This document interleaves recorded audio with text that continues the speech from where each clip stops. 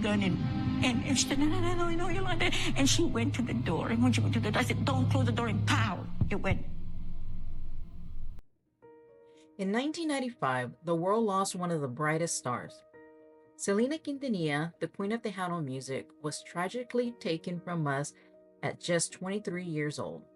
Her killer, Yolanda Saldívar, was sentenced to life in prison, but now in 2025, she's up for parole and is sparking major debate. Selena's death sent shockwaves through the music world and beyond. For many, it's still an open wound. Now, Yolanda Saldívar's possible release is raising difficult questions. Would she be safer in prison, or could she live peacefully in the community? Let's break it down. On one side, we have those who argue that Yolanda Saldívar's crime was so heinous that she could never walk free. On the other, some believe she served her time and deserves a chance at rehabilitation. But there's another layer to this. Would her release put her or the public in danger? No, Selena was so beloved, still is so beloved. And apparently this woman's had a bounty on her head, even in lockup. People are angry with her. And so now we're wondering, I couldn't agree with Manuel more, and I'm sure his fellow panelists, Melba and Dr. Sue agree that this lady is dangerous if she gets out. But, is she in danger? Let's talk about that. Is she, going to be comfy walking the streets of Texas if, let's say, the parole board were to let her out? How about that question? Melba Pearson, let me go back to you on that. Your thoughts, please. Listen, Selena was somebody who was beloved.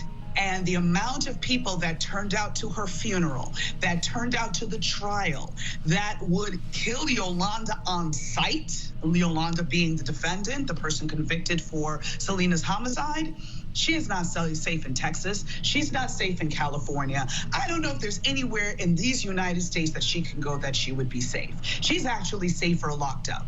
And I doubt highly that there's a bounty on her head in the prison, because if somebody wanted to get to her, they would have done it 25 years ago. So I think that now if she is released, that the people who still harbor that love for Selena and that anger towards her for ripping Selena away from our world, taking her talent away from her, I think they will have something very fatal to say about that. Professor Melba Pearson taking us to school. I love it. Social media is already on fire with reaction. Selena's fans have made their feelings loud and clear. Parole's decisions are based on behavior in prison, rehabilitation, and whether the individual poses a threat. But in high-profile cases like this, public sentiment often plays a huge role. Selena's legacy is sacred to millions, especially in the Latino community. Saldívar's release would reopen old wounds and could create a dangerous situation, not just for her, but for anyone associated with her.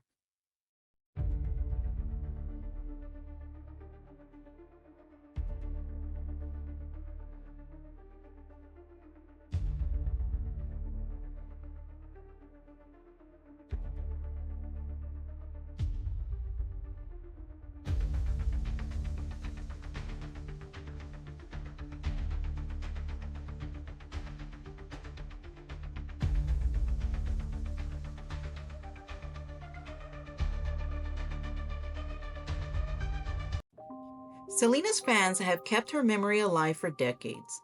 For them, justice means ensuring Saldívar remains behind bars. Selena wasn't just a singer. She was a role model or icon. Yolanda took her away. If she gets out, it feels like Selena's memory is being disrespected. The board will look at her behavior in prison, her rehabilitation efforts, and any sign of remorse. They'll also consider whether releasing her would create risk either for her safety or for the community. Historically, high-profile cases like this face tremendous scrutiny. And let's be honest, society isn't ready to forgive. Look at the online threats online. If she's released, she'll need extreme protection. Prison might actually be the safest place for her. I think that now if she is released, that the people who still harbor that love for Selena and that anger towards her for ripping Selena away from our world, taking her talent away from her, I think they will have something very fatal to say about that.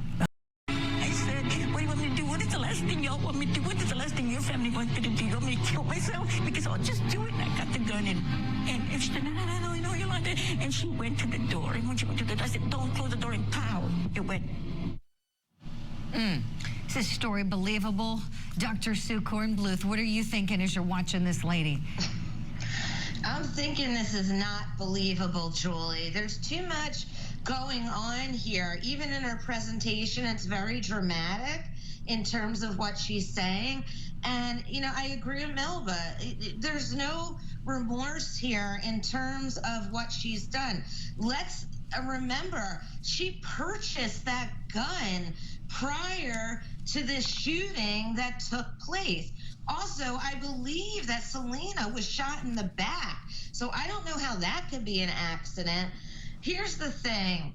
If you're not showing any remorse after 30 years of something like this happening, then it's very doubtful that the panel is going to give you parole. And by the way, this doesn't bring back Selena, that beautiful 24-year-old who was going to have a career of a lifetime back. And so the family of Selena, where is their justice in all of this if she does get parole? For me, there isn't. She needs to show some kind of remorse and get more help in prison to recognize what has been done here and what she did. So where does this leave us? Yolanda Saldívar's parole hearing is about more than one woman's future.